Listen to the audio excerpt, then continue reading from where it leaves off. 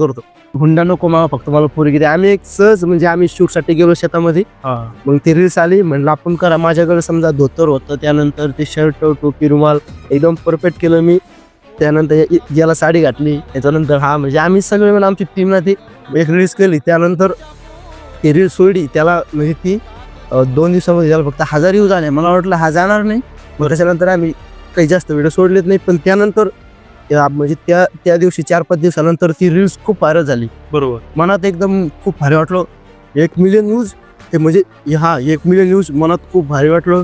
सगळे मित्र हे लगेच पोहोचले, आपल्याला व्हिडिओ चालला. बरोबर. त्यात कमेंट बघून अतिशय मला खूप आनंद वाटला. नंतर म्हणलं मग आता चला, म्हणलं आता आपण डबल. मग त्याचे समजा त्या हुंडा नको मामावर आम्ही 4 रील्स केल्या. बरं. त्याच्यात ते 4 पण रील्सला आम्हाला खूप सपोर्ट केला. 4 पण तेच पाहिजे. ते 4 पण झाले. त्याच्यानंतर मग जेच आमचे रील्स व्हायरल झाले की आम्हाला कुठं थांबलोच नाही.